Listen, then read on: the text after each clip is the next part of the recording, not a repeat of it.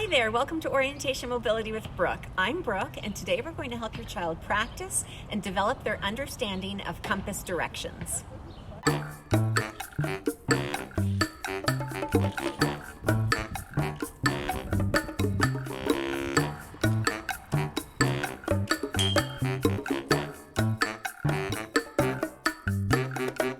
The reason why we want our children to learn about cardinal directions is because it helps them build a mental picture of how things relate to one another in the environment. We want to help your child understand that compass directions are fixed and constant points. They don't change. There are 4 compass directions: north, east, south, and west, and these stay constant no matter where you are. Right now, my road beside me, Brookmount, is on my left side. If I turn, it's on my right side.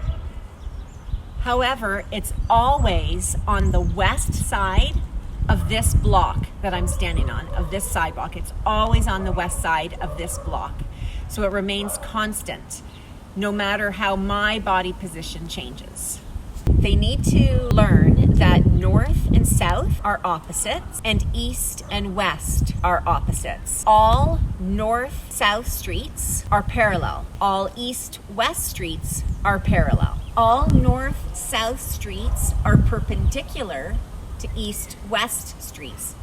When we're facing north, west is always on our left and east is always on our right. It spells the word we. And that's a good way to help your child remember, again, that west is on the left, east is on the right, because it spells the word we. Talk to your child about how you can use the position of the sun to determine your location. The sun rises in the east in the middle of the day. It's up in the southern sky overhead, and then it sets, it goes down in the west. In the morning, if I take my right hand and I point to the rising sun, I'll be pointing to the east. If I then take my left hand and point the opposite way, I'll be pointing to the west. I then know that I'm facing north and south is directly behind me. Using the position of the sun only works on a sunny day. Or if child is standing in a shady spot, then using the position of the sun is not going to help them until they get out of the shady spot. One thing you can do is you can turn your child to face different directions. So have them face north, then you turn them to the right, so they're facing east. Then you turn them to the right again, so they're facing south. And then to the right again, so they're facing west. Do this many, many times with them, and then have them tell you, repeat after you, which way they're facing. And then you can say to them, okay, so you're facing north. Now what do you have to do to face south? Have them point to where south is, and then turn and face south. And then ask them, how does south and north relate to each other? Are they beside each other? Are they opposite? Are they the same? Are they different?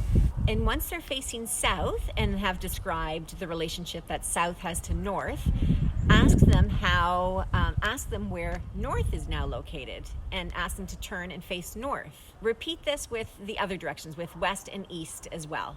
You can practice this near a wall in your home. So I'll take this curtain behind me, and if your child is facing the wall, you can say, okay, now I'm facing north. And they feel the wall in front of them. They're facing north. If they turn to the right, they now feel the wall beside them on their left, and now they're facing east. If they turn to the right again, they now feel the northern wall behind them, and now they're facing south. And if they turn to the right again, they now feel the northern wall beside them on their right, and now they're facing west. And there's a song that I sing to my students, and it goes, when I'm facing to the north, then south is behind me, east is right and west is left, 4 directions all around me. And then we hop and face east.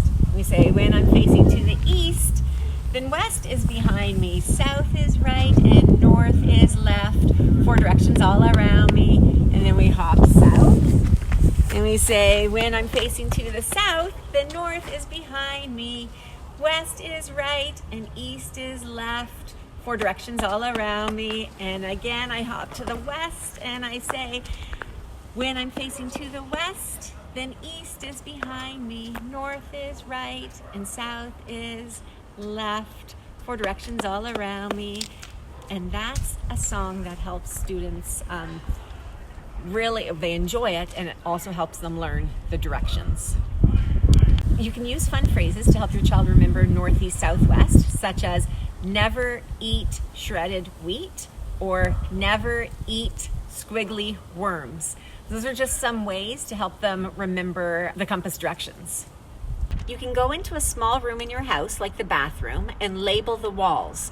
So the door might be on the north wall, and the window might be on the east wall. The sink might be on the south wall, and the tub on the west wall. And then have them find the different walls. So you could say, okay, now, as you practice with them, find where the north wall is. Find where the south wall, the east wall, the west wall. Have them tell you what different objects are on those walls. This is a simple and fun game that I created to help teach my students about compass directions. It's something that would be very easily made at home as well. Each player has a game piece and they turn a card over. And the card, I have it written in print, and there's also Braille on the card. And it says, move 1 space south. So your child picks up that card and then they have to move their game piece 1 space south. So north is at the top of the game. And then if they get it correct, if they get that card correct, they get to keep the card. Some of the cards contain intermediate directions. So after they have a pretty solid grasp of primary directions, north, east, south, and west, you can play the game with intermediate directions, such as northeast, southeast, northwest, and southwest. I have a very simple app that goes onto, right now it's on my iPad, but you can put it on your iPhone. It's a free app. It's a talking compass. And if you have it on your iPhone, you can take it with you when you travel with your child, and it will tell them the directions that they are traveling. North. Okay, I also, as you know, I like singing songs with my students, and as my students know, I like singing songs, so I just make things up, and I often will be singing a direction when we're walking. So I'll say, we're going north, we're going north, north, north, north. Now we're gonna turn to the right, and we're gonna go east, we're going east, east, east, east, we're going east, we're going east, east, east, east. And whenever you're walking with your child, talk about directions. Whenever you're driving with your child, talk about directions. You can have the GPS on in the car to help them as well, because that, again, tells your child about the directions that you're traveling and that you're turning. So always just try to incorporate this. Even if your child's really young and they still don't know about directions, just begin to incorporate this so that they begin to develop an understanding of what directions are telling them. Thanks so much for watching. I hope that this helps your child practice and further develop their orientation and mobility skills. Please keep tuning in, and I hope to see them on a lesson again soon.